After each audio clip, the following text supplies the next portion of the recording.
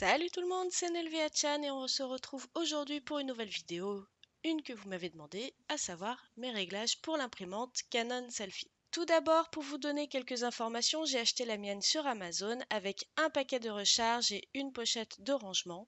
Sachez que lorsque vous achetez la machine, il n'y a ni papier ni cartouche d'encre. C'est pour ça qu'il faut bien prévoir l'achat de recharge. Pour ma part, j'ai pris un pack de 108 photos, mais vous avez tout en description sur le côté de la vidéo avec les prix. Pour la pochette de rangement, c'est tout simplement que je n'ai plus la place de ranger quoi que ce soit où que ce soit dans ma scrap room, donc il faut bien que je mette les éléments, surtout un peu fragiles comme une imprimante, bien protégés dans un placard. L'avantage, c'est que c'est une pochette spécialement conçue pour la Canon Selphy, elle est donc parfaitement adaptée pour pouvoir tout ranger dedans. Je peux y mettre l'imprimante, les recharges, que ce soit papier, encre et les câbles.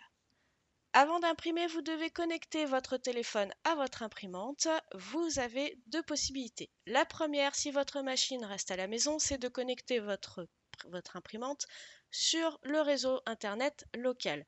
Pour cela, je vous laisse regarder dans le manuel ou le PDF d'installation de la machine, tout est expliqué.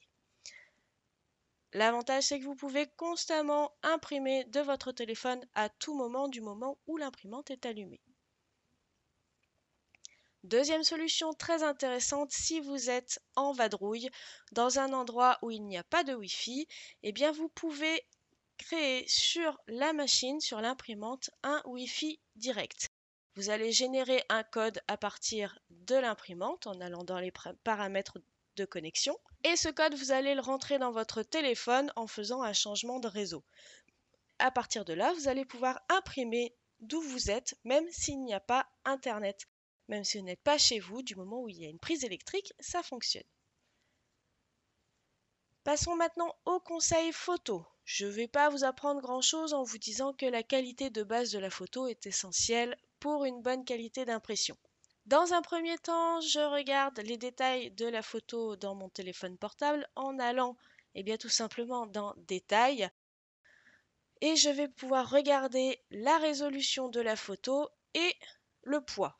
Et tout bêtement, plus les chiffres sont gros, plus la qualité de la photo est bonne. Attention, quand je parle de qualité, je ne parle pas de luminosité, je ne parle pas de contraste, je parle simplement de la définition de la photo, c'est-à-dire du nombre de pixels, du nombre de détails qu'il va y avoir dans la photo. Certaines applications ont tendance à réduire la résolution de la photo afin de diminuer l'impact sur la mémoire de votre téléphone. Je pense notamment à Snapchat, mais le pire, je pense que ce sont les imprimes-écrans de vos appareils photo, où là, vous allez avoir une qualité très basse. Je vous rassure, c'est tout de même possible de les imprimer, mais la qualité des photos ne sera pas optimale. Il peut même y avoir des flous très embêtants. Il y a aussi des applications qui vont vous permettre de faire des montages photos avant d'imprimer et qui ont tendance à réduire la qualité des photos que vous allez mettre dans les montages. Malheureusement, c'est ce qui rend les photos floues aussi et de mauvaise qualité à l'impression. Pour ma part, j'ai testé plusieurs applications, déjà toutes celles que j'ai trouvées dans les vidéos YouTube sur internet qui présentaient la Canon Selphy et comment l'utiliser. Mais aucune d'elles ne m'a satisfaite, donc j'ai fait mes propres recherches et donc on va aller voir ça tout de suite. J'utilise donc cette application que vous voyez affichée à droite de l'écran. Je vais essayer de vous mettre quelques captures d'écran plus ou moins animées de mon utilisation afin que vous puissiez vous faire votre avis sur cette application. J'ai choisi celle-ci tout simplement parce qu'elle ne réduit pas trop la qualité des photos, au contraire, la qualité est conservée, alors pas égale à la qualité d'origine, mais quand même, on garde une bonne qualité de photo. J'ai pas de flou avec, sauf si vraiment la qualité de base est trop dégueulasse, hein, évidemment. Donc pour trouver cette application, je suis tout simplement allée sur Google Play pour aller la chercher, mais parce que je suis sur Samsung. Si vous êtes sur iPhone, je pense que vous la trouverez aussi dans la recherche d'applications pour iPhone. L'application s'appelle Photo Editor, photo collage et montage photo et c'est un petit peu long. Et vous verrez sur mon téléphone, elle n'a pas le même nom. Et bien tout simplement parce que quand j'ai téléchargé, ça s'appelait Collage Photo Maker parce que c'était le nom anglais et que ça n'avait pas encore été traduit, au moins dans le nom. L'application, elle est parfaitement en français. Vous allez dedans une fois qu'elle est installée et vous allez tout simplement aller dans le collage. Donc là, j'y vais. Il va me sortir les dernières photos les plus récentes, mais vous pouvez aller chercher dans des dossiers spécifiques de votre appareil, de votre téléphone. Je vais prendre une belle photo de flamant rose, là, qui a été prise avec une capture d'écran, je crois, ou alors elle m'a été envoyée, je ne sais plus. Et je vais choisir dans le montage également une très belle photo de bateau que j'ai prise avec l'appareil photo de mon téléphone sur mes vacances et qui donc là a une qualité optimum. Je choisis l'agencement de mes photos. Ici, c'est un agencement de base, il me convient, mais vous pouvez très bien faire un aménagement en vertical ou avec d'autres formes un peu plus originales. Pour le ratio, je choisis le 3:2, simplement pour moi 10 par 15 et 3 par 2, eh bien ça me semble assez logique que nous sommes dans des multiples, donc je me suis fiée à ça et effectivement ça ne coupe pas trop les photos, hein, bien entendu l'imprimante imprime toujours un peu plus large histoire qu'il n'y ait pas de problème, mais j'ai vraiment pas eu de souci de coupage de ma photo à des endroits où il fallait pas.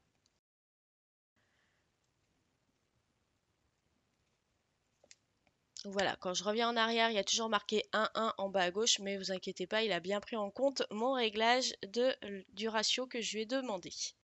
Vous pouvez choisir l'agencement de vos frontières, c'est-à-dire que vous pouvez rajouter des bordures. De base, elles sont blanches, mais si vous avez envie de quelque chose de coloré, eh bien vous allez tout simplement dans l'option fond, et là, vous pourrez mettre une couleur qui viendra s'appliquer sur la bordure.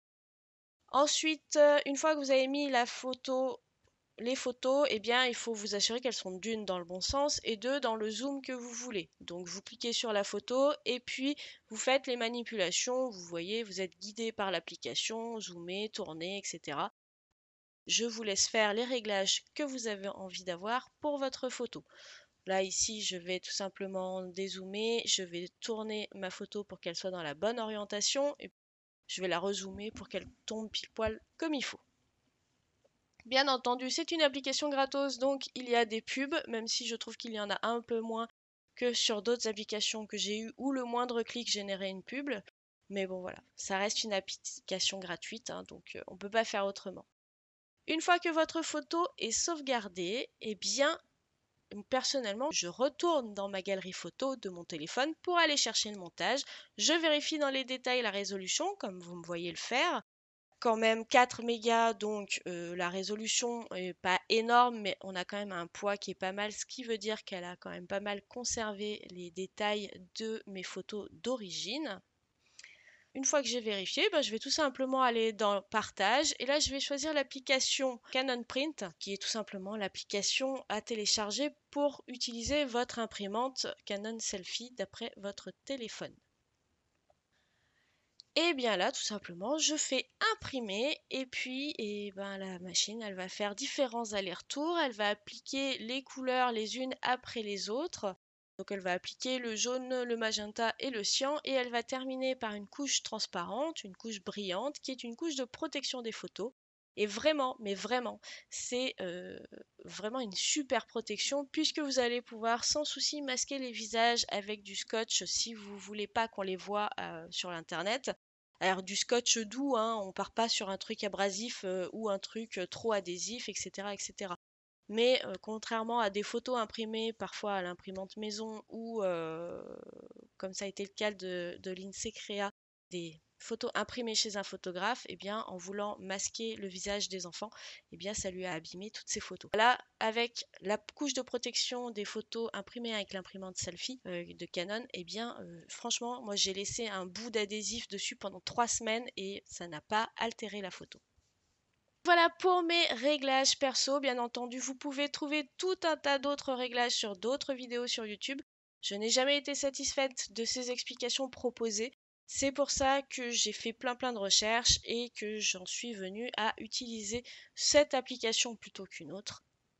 Pour moi, c'est la meilleure application de toutes celles que j'ai essayées puisqu'elle ne détériore pas les photos et que le rendu à l'impression est aussi bon que si vous imprimiez une photo directement depuis votre téléphone sans passer par un montage.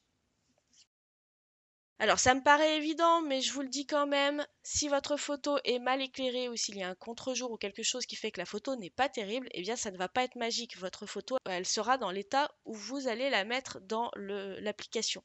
Si vous avez des corrections à faire sur vos photos, des corrections de lumière, des corrections de couleur, bref, tout un tas de corrections pour que la photo soit de bonne qualité, eh bien il faudra intervenir soit par une application mobile, je pense qu'il y en a, mais bon, personnellement, j'utilise mon ordinateur. Et bien voilà, cette vidéo est terminée. J'espère qu'elle vous aura plu, qu'elle vous aura donné les réponses que vous attendiez. Je vous ai donné mes conseils et ma pratique de l'imprimante Canon Selfie. Je ne sais pas si je vous l'ai dit, mais vous avez dû le voir, c'est la CP1300 que j'ai.